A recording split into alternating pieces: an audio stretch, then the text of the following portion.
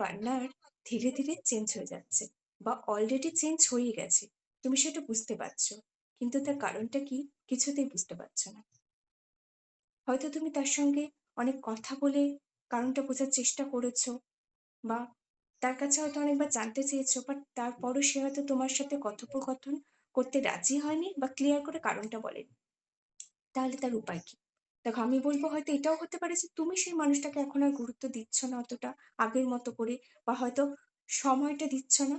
কারণ প্রতিটা পার্টনারই তার পার্টনারের কাছ থেকে ভীষণভাবে সময় চায়। এটা ভীষণ ইম্পোর্টেন্ট জিনিস। হয়তো তুমি তাকে দিতে পারোনি, তাই হয়তো সে ভেবেছে হয়তো যে তোমার লাইফে তার হয়তো আর আগের মতো গুরুত্ব নেই।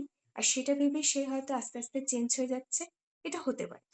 এবার তুমি একটা কাজ করো, যদি সেটা করে থাকো যে তাকে আগের মতো আর গুরুত্ব দিচ্ছ না বা সময় দিচ্ছ না, তাহলে তুমি তাকে গুরুত্ব আর সময় দিতে শুরু করো, ঠিক আগের মতো শুরু করো।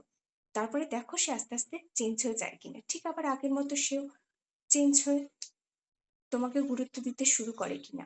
যদি করে তো ইস ওকে, তাহলে বুঝো তোমারই ফল্ট ছিল কোথাও, তাই জন্য সেও তোমার কাছ থেকে দূরে চলে যাচ্ছিল বা দূরত্ব বাড়াচ্ছিল। কিন্তু তুমি যদি ঠিক থাকো, আগে যেভাবে গুরুত্ব দিতে এখনো দাও, আগে যেভাবে সময় দিতে এখনো দাও, কিন্তু তারপরেও হয়তো সে তোমাকে গুরুত্ব দিচ্ছে না বা অবহেলা করছে। বা এটা হতে পারে যে আগে গুরুত্ব বা সময় দিচ্ছিলে না, এখন থেকে হয়তো দেওয়া শুরু করলে তার গুরুত্ব পাওয়ার জন্য। বাট তারপরেও হয়তো দেখছো সে ঠিক আগের মতো তোমাকে গুরুত্ব দিচ্ছে না বা আগের মতো তাকে তুমি আর ফিরে পাচ্ছ না। তাহলে বুঝে নিও সে হয়তো সত্যি তোমার সাথে আর থাকতে চায় না। আর হয়তো এই রিলেশনটা সে কন্টিনিউ করতে চায় না। এটা তুমি বুঝে নিও। আর যদি আমার এই চ্যানেলটি ভালো লেগে থাকে, প্লিজ একটু সাবস্ক্রাইব করে দিও, আর একটু শেয়ার করে দিও, আর একটু কমেন্টসও করে দিও।